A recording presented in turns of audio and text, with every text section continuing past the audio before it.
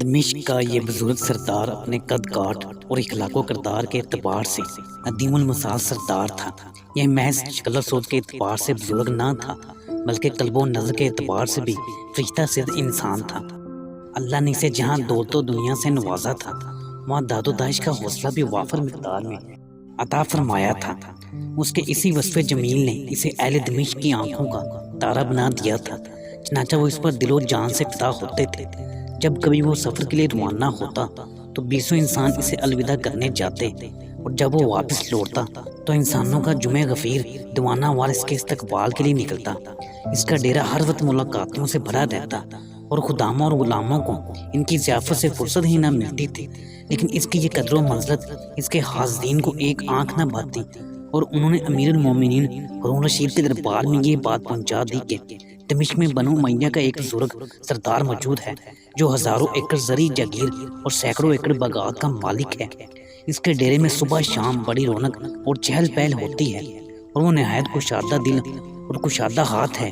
اس کے بیٹے اور پوتے خدام اور غلام گھوڑوں اور کھچروں پر سوار ہو کر جہاد روم میں شرکت کرتے ہیں، اور بنو امیہ کے کسی فرد کا اس قدر مالدار اور باثر ہونا خطرے سے خالی نہیں، اور ممکن ہے کہ وہ کسی وقت علم بغاوت بلند کر دے اور ملک شام کو تمہارے ہاتھوں سے چھین لیں، کیونکہ وہ ان شاہینوں کا چشم و چراغ ہے جو مشرق میں ایک صدی حکومت کرنے کے بعد ہسپانیہ میں جاؤ جلال سے حکومت کر رہے ہیں۔ لہذا اس کی خبر لینی چاہیے، ورنہ کسی وقت بھی کھڑاک ہو سکتا ہے۔ جو ہی ہارون رشید نے یہ بات سنی تو اس کی نیند حرام ہو گئی، اور اس نے فوراً اپنے پولیس افسر منازع کو بلایا اور اسے حکم دیا کہ ابھی دمشق کی طرف نکلو، اور اس آدمی کو بیڑیاں پہنا کر میرے پاس لاؤ، اور اسے اونٹ کے ہووج میں ایک طرف بٹھانا اور خود دوسری طرف بیٹھنا، اور اس کے گھر کا جائزہ لینا، اور جو کچھ وہ کہے وہ حرف بہ حرف یاد رکھنا، اور یہاں آ کر مجھے بتانا۔ پولیس افسر نے موئی بزرگ کی گرفتاری کا شاہی وارنٹ لیا اور اپنی پولیس کا خصوصی دستہ لے کر اپنے مشن کی طرف نکل پڑا، اور عراق کے وسیع اور صحراؤں کو طے کرتا ہوا شام کے سرسبز و شتاب علاقوں میں داخل ہو گیا۔ اس راستے میں سے اللہ تعالیٰ کی قدرت کاملہ اور حکمت بالغہ کے بے شمار عجائبات نظر آئے، لیکن اس نے انہیں نظر بھر کر نہ دیکھا، کیونکہ اس کی نظر میں اپنے اہم مشن کی تکمیل پر تھی۔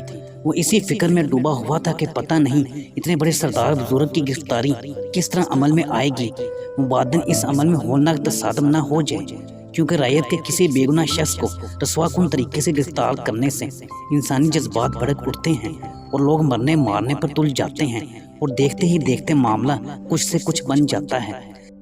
لیکن جو کچھ ہو سو ہو، گرفتار تو بہرحال کرنا ہی ہے، کیونکہ اس کو گرفتار کرنا امیر المومنین کا تقیدی حکم ہے۔ وہ یہ سوچتا ہوا دمشق میں داخل ہو گیا، اور پوچھتا پچھاتا ہوا موئی سردار کے ڈیرے پر جا پہنچا، اور بغیر پوچھے ہی اس کے ڈیرے میں داخل ہو گیا۔ جب اس کی قوم نے اسے دیکھا تو اس کے ساتھیوں سے اس کے متعلق پوچھا کہ یہ کون ہے، تو انہوں نے بتایا کہ یہ خلیفہ بغداد امیر المومنین ہارون رشید کی ذاتی گارد کا انچارج ہے۔ تو وہ خاموشی سے پیچھے ہٹ گئے، اور وہ سین کے درمیان میں پہنچا تو اسے وہاں لوگوں کا جمع غفیر بیٹھا ہوا نظر آیا۔ جب انہیں اس کا تعارف کروایا گیا تو وہ اٹھے اور اس کا خیر مقدم کیا، اور اسے عزت و احترام سے بٹھایا، اور اس سے آمد کا مقصد دریافت کیا۔ تو اس نے اپنا مقصد بتانے کی بجائے اموی سردار کے متعلق پوچھا۔ انہوں نے بتایا کہ ہم اس کی اولاد ہیں، اور وہ حمام میں غسل کر رہا ہے۔ اس نے کہا کہ اسے کہو کہ جلدی کرے۔ چنانچہ ان میں سے ایک آدمی اس کی طرف گیا اور اسے غسل سے جلدی فارغ ہونے کا پیغام دے آیا۔ اس دوران پولیس افسر اس کی حویلی کے احوال کا جائزہ لینے لگا، اور اس کی شان و شوکت اور اس میں لوگوں کی گہما گہمی دیکھ کر دنگ رہ گیا۔ جو اموی سردار کی آمد میں تاخیر ہوتی گئی، اس کا خوف اور قلق بڑھتا گیا کہ مبادا وہ کہیں چپ نہ جائے۔ اتنے میں ایک پروکار اور وجیہ شخص سین میں داخل ہوا۔ اس کے دائیں بائیں پختہ عقل مندوں، نوجوانوں اور نو عمر بچوں کی جماعت تھی۔ اسے دیکھ کر پولیس افسر کو یقین آ گیا کہ یہی وہ اموی بزرگ سردار ہے جسے میں نے گرفتار کرنا ہے، اور یہ سب کے سب اس کے بیٹے اور پوتے ہیں۔ چنانچہ وہ السلام علیکم کہہ کر پولیس افسر کے پاس آیا اور اس سے امیر المومنین کی خیریت دریافت کی اور دیگر احوال پوچھتا رہا۔ ابھی وہ اپنی باتوں میں تھا کہ اس کے خدام پھلوں بھری ٹوکریاں لے آئے اور انہیں کاٹ کاٹ کر رکابیوں میں رکھنے لگے۔ اس نے سیکورٹی افسر کو کھانے کی دعوت دی جو اس نے قبول نہ کی، اور اپنی نشست پر خاموشی سے بیٹھا رہا، اور اموی سردار اپنے ساتھیوں سمیت پھل تناول کرنے میں مشغول ہو گیا۔ جب وہ پھل کھا چکا تو اس کے خدام اور غلام کھانے کے دسترخوان بچھانے میں مصروف ہو گئے، اور انہیں مختلف رنگوں اور ذائقوں سے بھرپور ایسا کھانا پیش کیا جو حکمران کے علاوہ کسی کو زیب نہ دیتا تھا۔ اس نے پولیس افسر کو ایک مرتبہ پھر کھانا تناول کرنے کی دعوت دی جو اس نے قبول نہ کی، اور اس نے اصرار بھی نہ کیا اور ساتھیوں سمیت کھانے میں مشغول ہو گیا۔ جب وہ کھانے سے فارغ ہوا تو نماز میں مشغول ہو گیا اور قابل رشک اطمینان سے نماز پڑھی اور ہاتھ اٹھا کر پرسوز انداز میں دعا و مناجات میں مشغول ہو گیا۔ جب وہ دعا و مناجات سے فارغ ہوا تو اس سے پوچھا کہ بتاؤ کیسے آنا ہوا۔ اس نے امیر المومنین کا لکھا ہوا گرفتاری کا وارنٹ دکھایا جو اس نے نہایت اطمینان سے پڑھا اور پھر اپنی اولاد کو واپس چلے جانے کا حکم دیا اور کہا، یہ امیر المومنین کا فرمان ہے، میں اسے پڑھ کر ایک لمحہ بھی تاخیر نہیں کروں گا۔ لائیے اپنی ہتھ کڑیاں اور بیڑیاں اور مجھے پہنا دیجیے۔ چنانچہ سیکورٹی افسر نے ہتھ کڑیاں اور بیڑیاں منگوائیں اور اسے پہنا کر اونٹ کے ہودج میں ایک طرف بٹھا دیا اور خود دوسری طرف بیٹھ گیا۔ جب وہ اسے لے کر دمشق سے باہر آیا تو وہ خندہ پیشانی سے پولیس افسر سے باتیں کرنے لگا۔ جب وہ گوتا کے باغات میں سے گزرے تو اس نے پولیس افسر سے کہا، یہ باغات دیکھ رہے ہو، انہیں مختلف اقسام کے پھل اور جدا جدا خوشبوؤں اور رنگوں کے پھول ہیں۔ جب وہ اپنے پھلوں اور پھولوں سے بھرے باغات کی تعریف سے فارغ ہوا تو اپنے خیتوں کا حسن اور رنائی بیان کرنے لگا۔ جو وہ اپنے خیتوں اور باغوں اور بستیوں کی تعریف کرتا، پولیس افسر کو اس پر غصہ آتا لیکن مروتاً خاموش رہ جاتا۔ لیکن ایک موقع پر اس نے حیرانی سے کہہ ہی دیا کہ اے اللہ کے بندے، اپنی جگیروں اور باغوں اور کھیتوں کی تعریف چھوڑ اور اپنے انجام کی فکر کر۔ امیر المومنین کو تیری اس مالداری اور اسودہ حالی نے پریشان کر دیا ہے اور اس نے تجھے توہین امیز طریقے سے گرفتار کر کے اپنے سامنے پیش کرنے کا حکم دیا ہے۔ چنانچہ ہم انہی کے حکم کے مطابق تجھے تیرے اہل و عیال اور حاشیہ نشینوں کی موجودگی میں گرفتار کر کے لا رہے ہیں۔ تجھے اس بات کی فکر ہی نہیں کہ تیرے ساتھ کیا ہونے والا ہے۔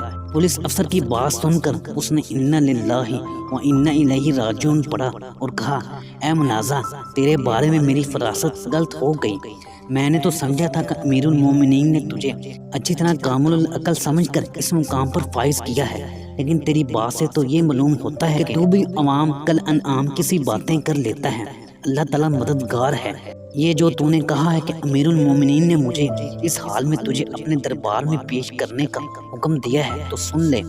مجھے اس خالق اور مالک پر مکمل بھروسہ ہے جس کے قبضہ و قدرت میں میرا مقدر ہے۔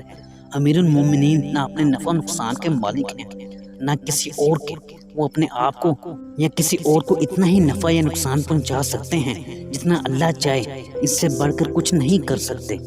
امیر المومنین کے بارے میں نے کسی ایسے گناہ کا ارتکاب نہیں کیا جس کی وجہ سے میں غم زدہ ہو جاؤں۔ جب انہیں میرے معاملے کا پتہ چل جائے گا کہ میں کسی بھی صورت میں ان کے حق میں برا نہیں ہوں، اور حاسدوں اور دشمنوں نے میرے بارے میں حسداً ان کے کان بھرے ہیں اور مجھ پر وہ بہتان لگائے ہیں جن کی میرے فرشتوں کو بھی خبر نہیں، تو میرے خون کو حلال نہیں سمجھیں گے اور مجھے عزت و احترام سے واپس بھیج دیں گے۔ اور اگر اللہ کے علم میں یہ بات لکھی جا چکی ہے کہ مجھے امیر المومنین کے ہاتھوں نقصان پہنچنا ہے اور انہوں نے میرا خون بہانا ہی ہے، تو سارے انسان اور جن اور فرشتے مل کر بھی مجھے نہیں بچا سکتے۔ تو میں اس فیصلے سے جو اللہ میرے بارے میں لکھ کر فارغ ہو چکا ہے کیوں غم کھاؤں اور کیوں اس کی فکر کروں؟ مجھے اس اللہ کے بارے میں حسن ظن ہے جس نے تمام مخلوق کو پیدا کیا ہے اور اسے رزق عطا کیا ہے، اور زندگی اور موت اسی کے ہاتھ میں ہے، اور جو ذات دنیا و آخرت کی مالک ہے، اس کی رضا پر راضی رہنا، اس پر صبر کرنا بہتر ہے۔ اور میں تو سمجھتا تھا کہ تیرا اس بات پر پختہ ایمان ہے، اور اب جب کہ مجھے تیری سمجھداری کا پتہ چل گیا ہے، میں انشاءاللہ امیر المومنین کے سامنے پیش ہونے تک تو اس سے بات نہ کروں گا۔ اس کے بعد بزرگ سردار نے اپنے منہ پر مہر سکوت لگائی اور کوفہ پہنچنے تک سوائے سبحان اللہ، الحمدللہ، لا حول ولا قوت الا باللہ کہتے یا ضروری حاجت کے لیے پانی مانگنے کے اور کوئی بات نہ کی۔ چنانچہ جب پولیس افسر کوفہ میں داخل ہوا اور اسے ایک جگہ پر بیٹھا کر امیر المومنین کے دربار میں پیش ہوا تو اس نے امیر المومنین کو اس کی شرافت و جہت اور مال و دولت کی فراوانی اور اسے گرفتار کرنے اور اسے کوفہ تک لانے کی اول تا آخر کہانی سنائی تو ہارون رشید بول اٹھا، اللہ کی قسم یہ آدمی سچا ہے اور اللہ کی نعمت کی فراوانی کی وجہ محسود ہے، اور اس کے حاسدین نے آتش حسد میں جل کر اس کے بارے بے سروپا باتیں کی ہیں۔ اللہ کی قسم ہم نے بلا وجہ اسے تکلیف دی اور اسے پریشان کیا اور اس کے اہل و عیال کو خوف زدہ کیا۔ اٹھ اور فوراً اس کی ہتھکڑیاں کھول دے اور بیڑیاں اتار دے اور اسے عزت و احترام سے میرے پاس لا۔ सिक्योरिटी ऑफिसर उठा तो उसने बुजुर्ग सरदार की हथकड़ियां और बेड़ियां खोल दी और उसे हारून रशीद के दरबार में पेश कर दिया। हारून ने जब बसाते खुद इसके मासूम चेहरे का मुलाहिजा किया तो इस पर वारफतगी की कैफियत तारी हो गई और इसका चेहरा सोने की तरह तमतमाने लगा।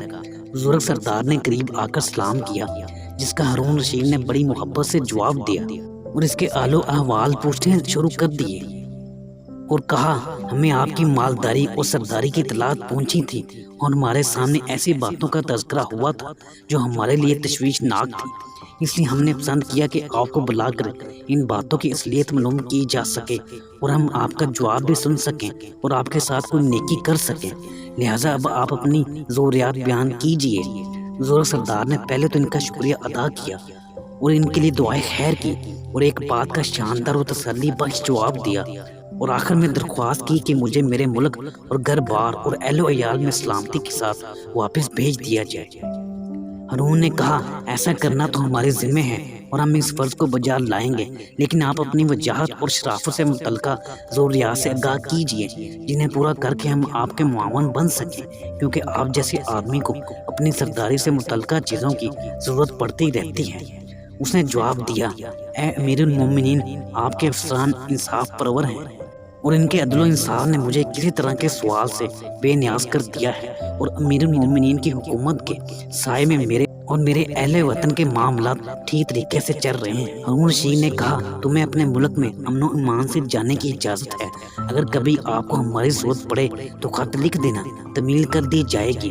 ए मनाजा, इसे फौरी तौर पर वहाँ पहुँचाओ जहाँ से लाए थे। चनाचा अमूमी सरदार को इज़्ज़त एहतराम से वापस पहुँचा दिया गया और हाज़रीन की उम्मीदें खाक में मिल गईं। हासिद अपने हसद की आग में खुद ही जला करे, वो शम्मा क्यों बुझे जिसे रोशन खुदा करे।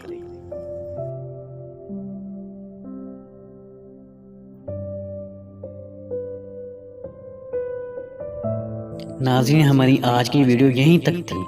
उम्मीद है कि हमारी ये वीडियो आपको पसंद आई होगी। वीडियो पसंद आने पर इसे लाइक भी कर दें और हमारे चैनल को सब्सक्राइब भी कर दें और घंटी के बटन को प्रेस कर दें ताकि इस तरह की मज़ीद अच्छी वीडियो आप तक बर वक्त पहुँच सकें। शुक्रिया। अल्लाह आपका हामी और नासिर।